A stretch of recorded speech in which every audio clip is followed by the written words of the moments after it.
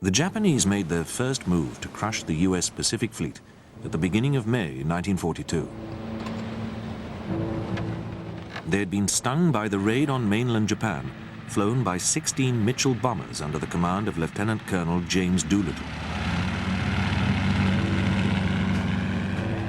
The Japanese High Command decided to implement Yamamoto's Midway proposal.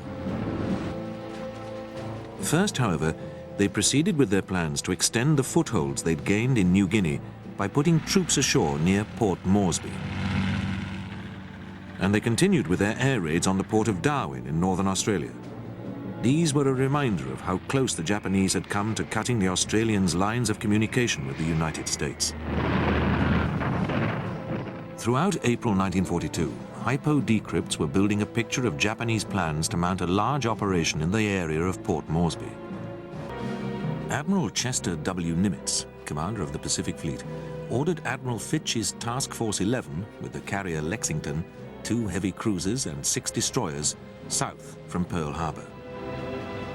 They were to rendezvous with Task Force 17, commanded by Admiral Fletcher in the carrier Yorktown, in the Coral Sea approaches west of the New Hebrides.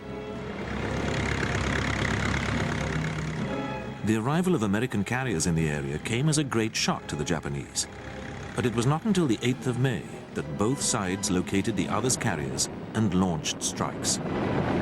The ensuing battle was the first in which the opposing fleets never caught sight of each other, but did battle instead with the enemy's carrier-borne aircraft.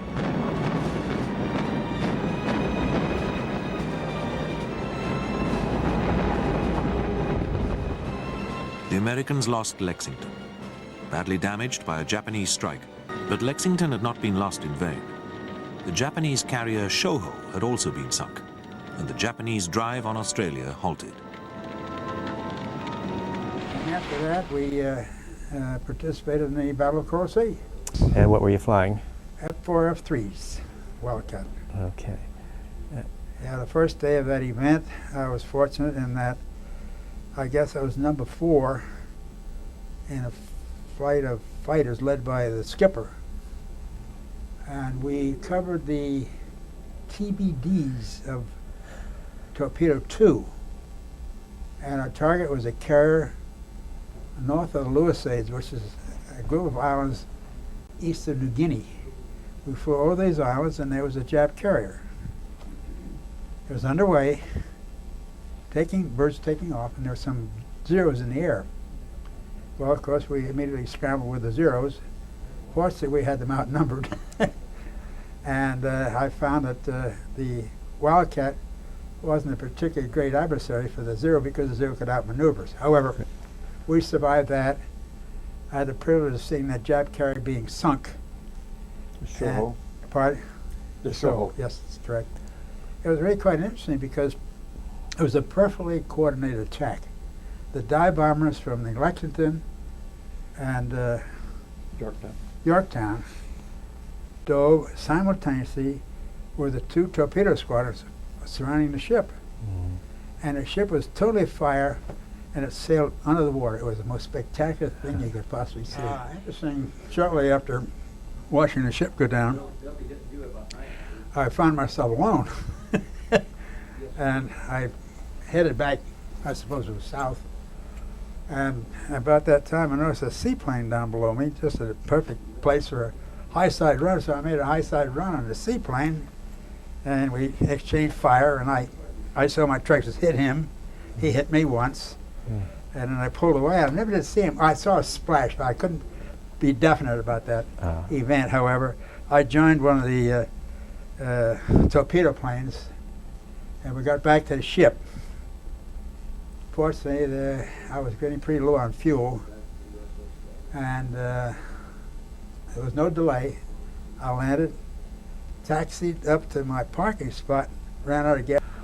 Well, the next day, I was all set to take off, but my plane was last in the pack, and they had not quite completed a repair job on the fuel bladder. Periodically had to change the fuel bladder on the Wildcats of that era.